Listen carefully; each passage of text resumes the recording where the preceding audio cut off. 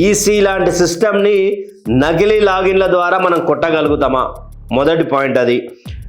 మరొక విషయం, దీని ద్వారా మనం ఓట్లను డిలీట్ చేయొచ్చా? సెకండ్ విషయం, ఓట్లను డిలీట్ చేస్తుంటే ఈసీ ఏం చేస్తూ ఉన్నది? మూడో విషయం, అసలు ఓట్లను డిలీట్ చేయొచ్చా? ఓట్లను డిలీట్ చేయొచ్చా? దీని మీద స్పందించాలా, మీరు సమాధానం చెప్పాలా. ఎట్లా డిలీట్ చేస్తున్నాం? మరి మీరు కూడా మీ తాన మస్తు మంది ఉన్నారు కదా, ఆ జర్మన్ షెఫర్డ్ లాంటి వాళ్ళు, ఇక చాలామంది గంజాయి మొక్కలు చాలామంది ఉన్నారు కదా మీ ఫండింగ్ తోటి ఉన్నట్టు, వాళ్ళతో చెప్పి చూపించాలా, ప్రజెంటేషన్ పెట్టుకో ఇట్లా డిలీట్ చేస్తారు ఇది. ఒక సిస్టమ్ని ఎట్లా కదిలించవచ్చు ఫేక్ లాగిన్లతో? కనీసం ఒక స్పందన ఉండదు, దాని మీద అసలు స్పష్టత ఉండదు, ఏ విధమైనటువంటి క్లారిటీ ఉండదు, అయినా మొత్తుకోవాలి.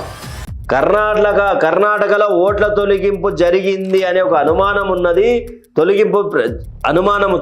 తొలగించే ప్రయత్నం జరుగుతున్న అనుమానం ఉన్నది, దాని మీద మేమే విచారణకు రావాలని చెప్పేసి ఫిర్యాదు దాఖలు చేసినామని చెప్పేసి కూడా ఈసీ చెప్పింది. ఇంకా చాలదా ఇది?